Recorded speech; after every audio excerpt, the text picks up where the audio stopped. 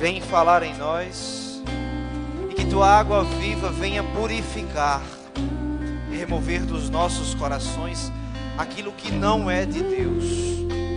Vem santificar, meu Deus. Vem nos dar o que estamos precisando, Senhor. Amém. Sentados, meus irmãos. Boa noite. Gostaria também de dar boa noite a quem está em casa, nos assistindo. Antes de a gente entrar no texto em si, eu pedi para os meninos colocarem aí. Eu queria que vocês entendessem uma lógica, porque Deus inspirou essa palavra, né, para esta noite. E essa palavra veio a mim e ela já foi transmitida, já foi pregada, inclusive para mim. Sendo que ela, de uma forma bem diferente, ela tocou o meu coração, mas também na mesma dinâmica, né? E hoje Deus me inspirava a falar sobre isso, que muitas vezes a gente não crê no impossível, que é Deus, né? E do que Ele faz. E é engraçado porque quando eu estava refletindo isso, antes de chegar no mérito, eu me pegava pensando sobre toda a existência do mundo. Porque desde que o mundo é mundo, existe uma interrogação, né? Algo que inquieta a nossa vida, que é a nossa existência, né? O nosso ser. Eu poderia perguntar a várias pessoas aqui, quem é você? Quem é você? Quem é você? Muitos responderiam o nome, muitos responderiam o que faz, mas a essência daquilo ainda é muito solta ainda. E isso o homem é muito quieto. Nisso o homem muito é quieto. Desde os tempos antigos, desde a filosofia tenta explicar, as ciências tentam explicar a existência, algo que não é explicável. Toda vez quando falamos sobre existência, sobre algo que passa do nosso entendimento, o homem ele meio que trava, ele se retrai. Ele se choca com a verdade e tenta procurar solucionar essa explicação e essa dúvida, né? Isso a gente vê nas filosofias antigas, muito tempo antes de Cristo, né? Isso vem com Aristóteles, aí vai seguindo, vem sendo confirmado com Kant, né? Cada um com o seu jeito, sua maneira de dizer sobre a existência, sobre o transcendente, aquilo que perpassa a razão humana, mas no frigir dos ovos, eles chegam e batem no mesmo sentido, né? no mesmo entendimento. O que é esse mistério? Né? O homem ele se incomoda com esse mistério, aquilo que é sagrado, aquilo que ainda não entende. E toda vez quando o homem se incomoda com isso, consequentemente, ele se incomoda com as ações de Deus.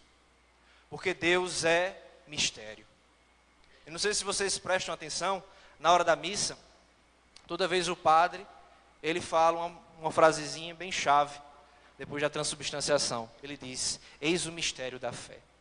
Eis o mistério da fé. Deus é mistério.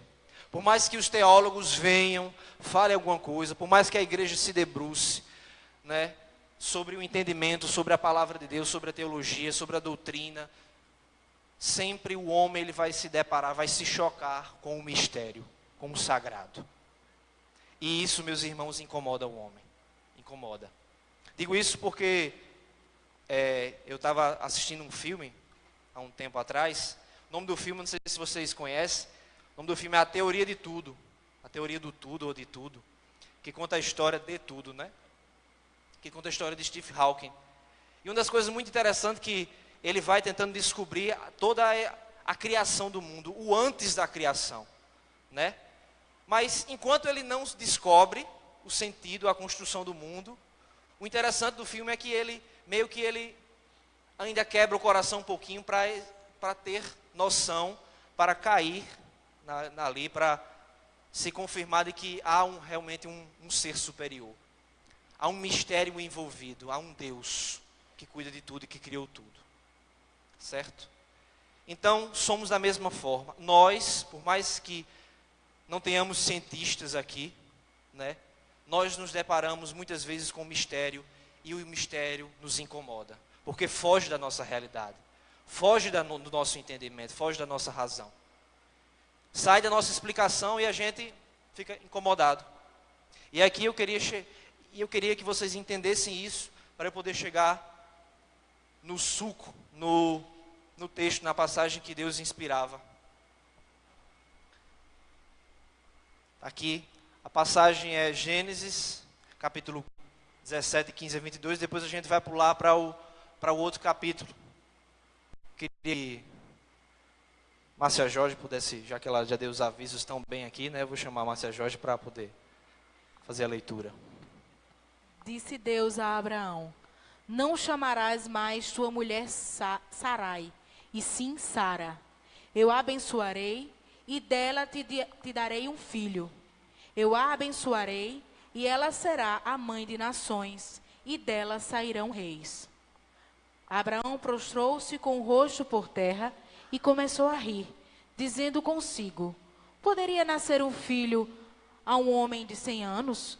Seria possível a Sara conceber ainda na idade de 90 anos? E disse a Deus: oxalá que Ismael viva diante de vossa face. Mas Deus respondeu-lhe: não, é Sara, tua mulher, que dará à luz um filho, ao qual chamarás Isaque. Farei aliança com ele, uma aliança que será perpétua para a sua posteridade depois dele. Eu te ouvirei também acerca de Ismael. Eu o abençoarei, o tornarei fecundo e multiplicarei extraordinariamente sua descendência. Ele será o pai de 12 príncipes, e farei sair dele uma grande nação. Mas minha aliança eu a farei com Isaque, que Sara te dará à luz dentro de 1 ano, nesta mesma época. Tendo acabado de falar com ele, retirou-se Deus de Abraão. Agora o próximo, capítulo 18. O Senhor apareceu a Abraão nos carvalhos de Mambré, quando ele estava assentado à entrada de sua tenda, no maior calor do dia. Abraão levantou os olhos e viu 3 homens de pé diante dele. Levantou-se no mesmo instante da entrada de sua tenda, veio-lhes ao encontro e prostrou-se por terra.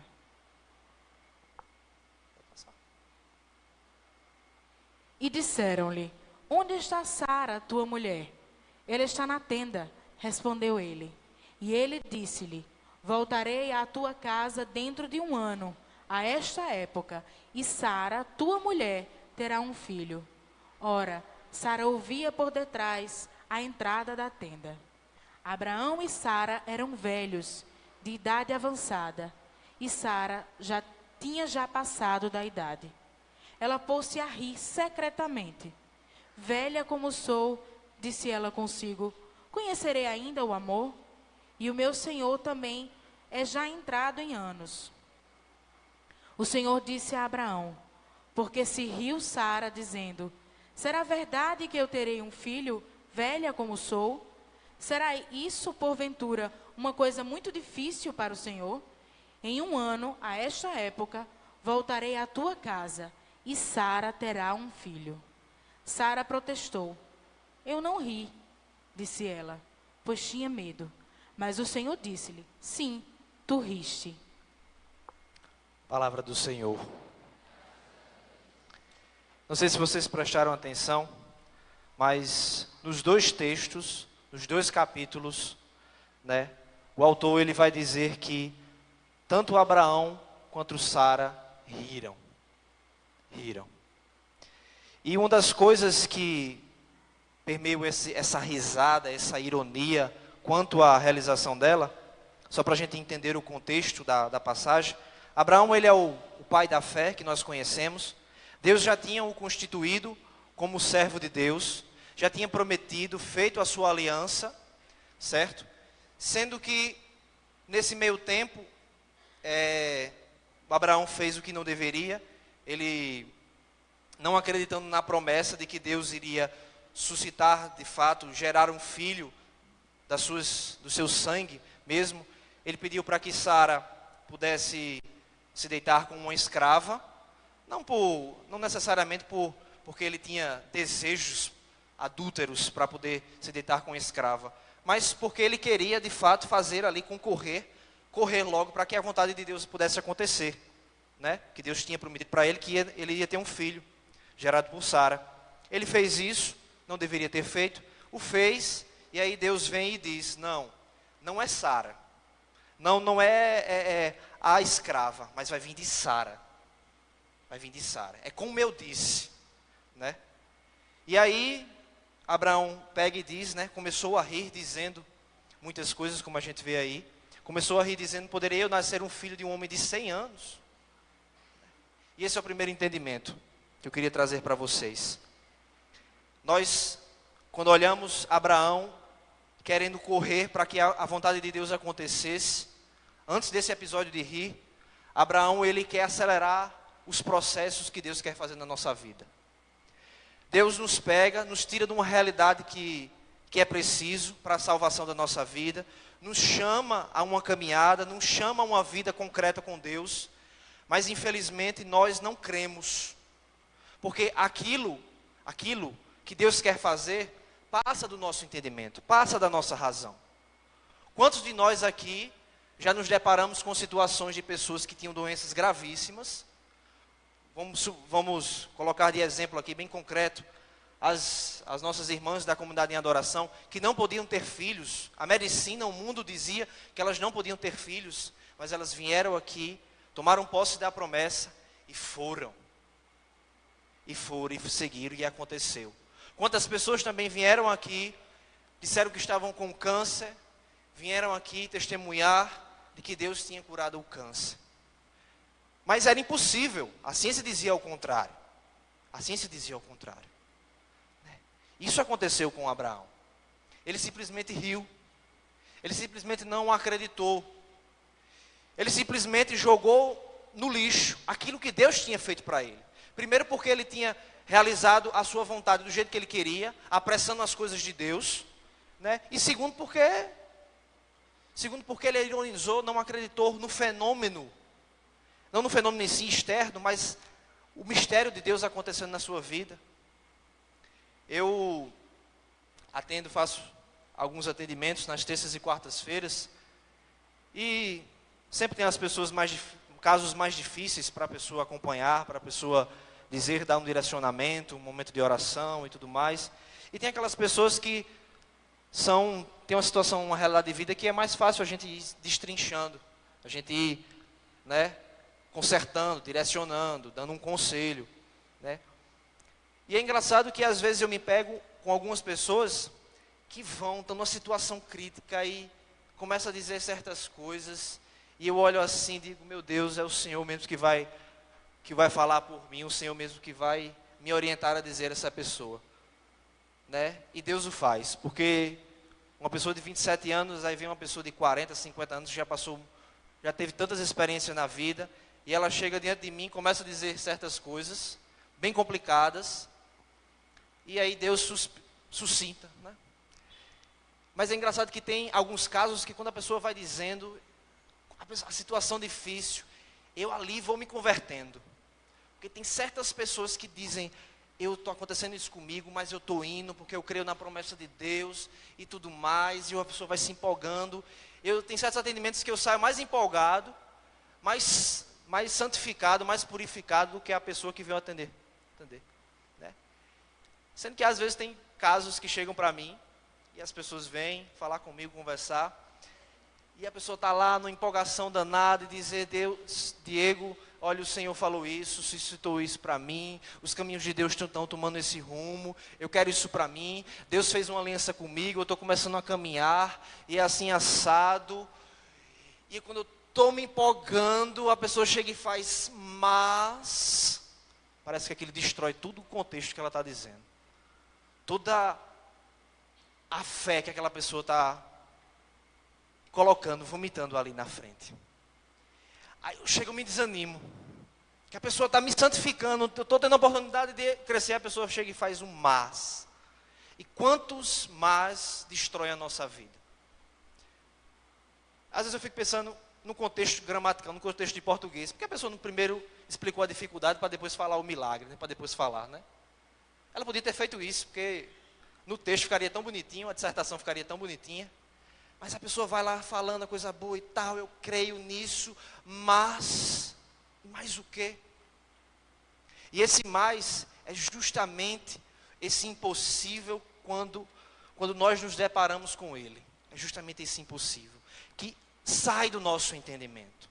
Sai dessa realidade de um homem que tinha saído da sua terra, tinha construído, já tinha todo um contexto de terra, de riqueza, de conquistas, vitórias, Deus falando com ele, tete a tete, e Deus envia 3 anjos para ele, e aí vem o homem dizendo que está rindo da promessa de Deus, não acredita na promessa de Deus.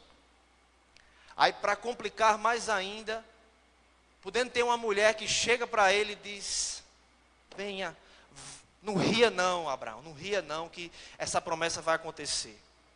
Não vamos fazer como Eva não, que pegou a semente e deu a semente. Adão não, venha para cá, pega, se ajoelha e em vez de você rir, você louve a Deus. Não.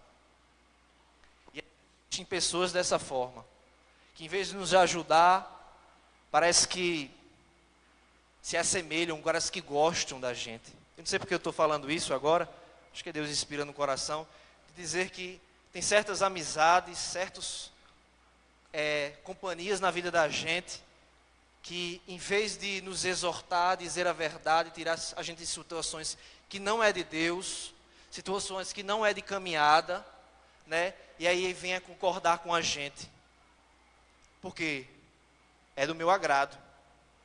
Quem aqui não fez, eu confesso que eu já fiz, quem aqui, quando estava para tomar uma decisão, eu não gostei da decisão, não gostei do que uma pessoa falou, e do que estava acontecendo comigo, a pessoa chega e me exortou, e eu disse: não gostei disso não, isso é verdade, isso é exagero. E eu fui lá, saí dessa pessoa, fui em outra pessoa para saber da outra opinião. Quantas vezes a gente não faz isso? Eu mesmo já fiz várias vezes. Não quis escutar a verdade, não quis escutar que o impossível poderia acontecer comigo porque está distante de mim. Sai do meu agrado, sai da minha situação rasa, tranquila, não é? Para chegar numa realidade e dizer: não, eu vou procurar outra pessoa. Né? Abraão se deparou com isso, riu, não acreditou na promessa, chegou para Sara, e o que a Sara fez? Riu da promessa de Deus, fez da mesma forma, concordou com o erro que Abraão estava fazendo, não acreditou. E a gente faz isso, essa risada, esse riso, essa ironia, esse não acreditar nas promessas de Deus, na aliança de Deus, é quando a gente não tem paciência de escutar, é quando a gente se apressa para fazer do nosso jeito, é quando a gente quer ficar na tranquilidade da nossa vida, da nossa caminhada. É quando a gente não quer sair do nosso eu, numa realidade matrimonial, numa realidade de filhos, filhas, numa realidade familiar totalmente desconstruída, numa realidade de comunidade, de paróquia, de pastoral, de movimento, que está todo mundo, as coisas estão saindo errado, poderia ter saído assim, você que vai criticando, porque você acha que é melhor assim, dessa forma. Quando está nessa situação, aí eu não consigo e começo a rir das promessas de Deus. Rio do outro, rio do que Deus está fazendo, digo que isso é palhaçada. Não acredito, porque eu não quero me deparar com a verdade. Eu não quero me deparar com esse mistério. Eu não quero me deparar daquilo que Deus, do impossível que Deus quer. E aí a gente cai nessa, acho que é um câncer da nossa vida, de não crer no impossível de Deus. Não crer no impossível de Deus. Queria que você fechasse um pouco o seu olho, agora nesse momento, e refletisse, o que Deus está pedindo de você hoje? O que Deus hoje está pedindo de você? Vou lançar outra pergunta. O que Deus já pediu de você? Qual foi a aliança que Deus pediu para você? Agora, abre o olho. Pois bem, aconteceu aquilo que Deus pediu para você? Está chegando? Está acontecendo? Você está permitindo que Deus está deixando que Deus age na sua vida para que esse impossível aconteça? Esse impossível que você pensou? Ou até um outro impossível que você já colocou em oração, ou que você não quer acreditar, ou que você não quer aceitar? Você está permitindo isso? Ou você está rindo da vontade de Deus? Você está rindo dessa aliança, que é uma loucura. Uma vez eu já ouvi uma pessoa dizer: esse negócio de se entregar a Deus, largar tudo, ser missionário, ser totalmente de Deus, é uma loucura. Precisa ter discernimento, precisa ter muita coisa, a pessoa é muito jovem para fazer isso. Aí eu fico olhando a história de Nossa Senhora. Rapaz, é empolgação a de Nossa Senhora foi? 14 anos de idade? É empolgação? É exagero? Mas aconteceu. Nossa Senhora riu? Não. A Senhora do Rio não. Ela acreditou, a palavra diz isso. Ela acreditou. Sabe por quê, meus irmãos? Porque muitas vezes quando nós estamos rindo, porque Abraão aqui prostrou-se. Entendam o que essa palavra quer nos dizer aqui. Abraão e Sara não eram pessoas que não eram da igreja. Eles eram pessoas que tinham uma caminhada. Deus tinha feito uma aliança com eles. Deus estava fazendo uma promessa na vida deles. Abraão, quando ele riu, ele estava prostrado, ou seja, ele estava em oração. Quantas vezes aqui nós estamos com os braços no alto, louvando, pedindo a Deus, colocando as nossas preces, louvando, agradecendo ao Senhor, pedindo uma graça, Deus proclama e a gente faz: eu estou rindo, aí ri, não acredita, acha que isso é exagerado demais, acha que isso não vai acontecer. Ah, Diego, mas eu peço tanto. Mas será que você está pedindo do jeito certo? Porque Deus só nos concede porque se de fato nós estamos precisando. Deus manda muitas vezes se a gente pedir, mas Ele também manda quando a gente está pedindo, mas só manda se a gente estiver realmente precisando, se for realmente necessário para a nossa vida. Porque senão, meu irmão, você vai lançar palavras de boca para fora, vai ser literalmente pérolas aos porcos. Sua oração, ela não vai ser como um incenso que sobe ao céu, uma oração de Deus, não. Ela vai, como a gente fala aqui direto, vai bater e vai voltar. Porque você está pedindo aquilo que você não está precisando. Aí quando Deus quer fazer o impossível com você, você está rindo. Você está rindo, está sendo irônico. E vou dizer uma coisa para vocês. Sabe quem ri? Quem ri é o demônio. Deus nos pede nada impossível que a gente não consiga fazer. Ah, mas Diego, eu só consigo fazer aquilo que é possível a mim. Mas Deus é um Deus do impossível. E se Ele está mandando você fazer alguma coisa, é porque sim, você consegue fazer o impossível, mas com Ele. Não é sem Ele, não.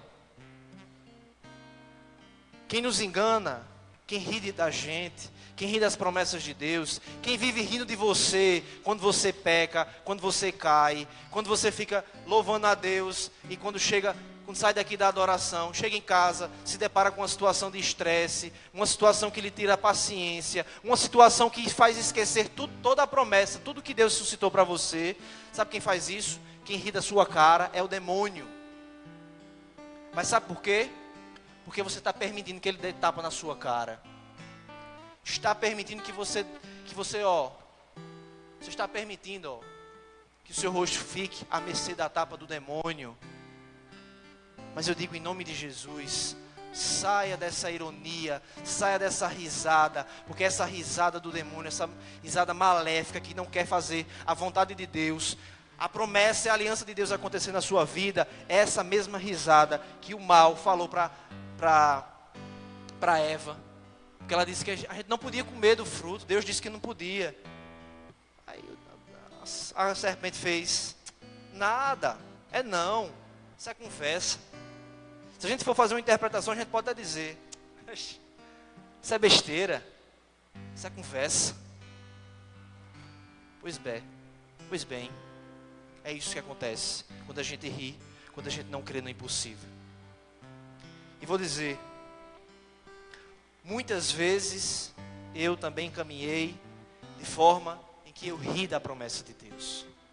Muitas vezes eu caminhei na igreja achando que tinha me convertido, achando que já estava suficiente, rindo porque a promessa de Deus estava acontecendo, porque Ele queria que eu só seguisse a igreja. Me deparei com isso e quebrei a cara, me prostrei e teve que vir, não necessariamente 3 anjos, como diz a palavra aqui, mas pessoas e situações para dizer: tá vendo? Você riu sim. Você riu, você não acreditou não. Você não acreditou que Deus ia tirar você de uma situação totalmente adversa, a que o mundo te pede, a que a sociedade te pede, a que os teus pais te pedem, para se entregar inteiramente a Deus. Meus irmãos, não percamos tempo. Não percamos tempo. O Evangelho, a palavra de Deus é muito forte quando diz: o reino dos céus é o reino dos violentos. E não é violento de sair daqui, dar tapa no cara de todo mundo e dizer: ei, se converta. Não é isso não. Muitas vezes é dar tapa na sua cara para dizer: ei, acorda, ó. Desperta. Desperta, acorda que Deus fez uma aliança. Para de ficar mangando. Para de ficar dizendo: isso não vai acontecer comigo não. Até com coisas simples. Experiências do Espírito Santo, em que eu estava numa situação, aí eu dizia, o povo passando, rezando no povo, os intercessores, o Santíssimo veio, a pessoa repousou, e eu olhei, eu disse: isso não vai acontecer comigo não. E Deus ali foi e agiu. Isso aqui com coisas simples, eu posso aqui estender para muitas outras coisas. Para de rir. Não perca tempo não, que enquanto você está rindo, você está perdendo tempo do que Deus pode fazer, do que Deus pode concretizar na tua vida. Por isso, feche mais uma vez os teus olhos. E pensa em tudo que você já fez que atrapalhou a vontade de Deus. Mas você deve estar pensando assim: Diego, eu não sei se tem coisa que eu já fiz. Vou começar com uma coisa só: o pecado. Meu irmão, vai pensando nos teus pecados, nos teus vícios, a sua dificuldade de amar o outro, de ser melhor, a sua dificuldade de querer mudar.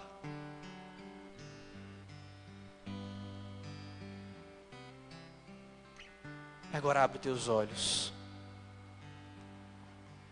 Deus nos chama hoje a crer nesse impossível.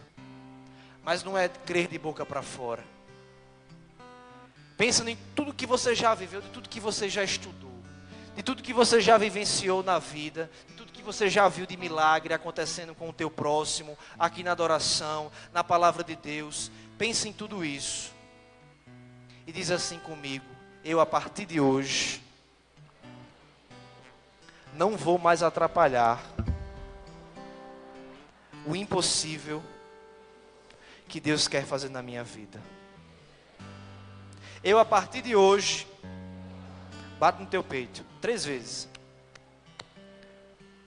Vou me esforçar para não mais pecar. Eu, a partir de hoje, prometo ser um filho melhor. Ser uma filha melhor. Ser um pai e uma mãe melhor. Ser um servo de Deus melhor. Eu, a partir de hoje, vou deixar de ser preguiçoso. Vou parar de rir das coisas de Deus. Amém. Vamos levantando. E vamos entrando em clima de oração, nos preparando para o que Deus tem para a noite de hoje. Porque enquanto a gente pensa que Deus vai fazer o possível, ou seja, enquanto a gente pensa que já estamos acostumados de que Deus não vai fazer mais, nada mais além do que Ele já está fazendo, Deus vem e nos surpreende. Deixe ser surpreendido por Deus. Pare de ficar desacreditando. Pare de ficar inventando desculpas de se entregar mais a Deus. Pare de ficar inventando desculpas para não ir à missa, para não vir à adoração, para não se entregar mais a algum movimento, à sua paróquia. Pare de ficar colocando a culpa em terceiros, tanto dentro de uma realidade paroquial, de movimento, ou com um padre, ou com um diácono, e até uma realidade familiar, de pessoas que... hoje eu estou sem paciência porque meu pai me tirou a paciência. Hoje eu estou sem paciência porque meu filho... Pare de ficar botando essa desculpa. Porque o mal não quer que você venha, não. O mal não quer que você se entregue, não. Certo? Vamos fazer isso? Vamos fazer esse compromisso hoje. Vamos deixar de lado todas as ironias da vida, toda descrença de lado, para trás. Vamos ser homens, mulheres novos em Cristo. Vamos ser de fato Abraão, que depois dessa risada, ele foi o pai da fé. Essa mulher aqui já entendeu. É por isso que ela tem a autoridade de pisar na cabeça da serpente. É por isso que hoje ela está junto a Deus da perfeição, junto de Cristo. E ela tem autoridade, por isso que a gente clama, a gente consagra o seu imaculado coração. Mas existem homens, profetas nessa palavra, que no começo também não entenderam. Ficaram caminhando, perambulando. Seja um Abraão, que saiu de um período de descrença da sua vida, de bloqueios junto à intimidade com Deus, para ser um Abraão sério, um pai da fé. Um homem que chega na sua casa e que é impetuoso, que quando fala, transmite Deus, que quando passa, da mesma forma que Pedro passava e curava, você também passe, e a simples presença, as pessoas possam olhar e dizer: meu Deus, o que é que você tem hoje, hein? Que você está tão feliz, tão alegre. O que é isso, hein? Então, aqueles teus problemas acabaram, foi, e você dizer, com muito orgulho, com muita felicidade e alegria: não, estão do mesmo jeito, isso não tem pior, mas eu estou tão feliz, porque tem uma coisa muito maior do que isso. E eu não quero rir do que Deus quer fazer, não. Eu quero me alegrar. Eu não quero ser irônico e desacreditar no que Deus pode fazer, não. Eu quero ser de Deus.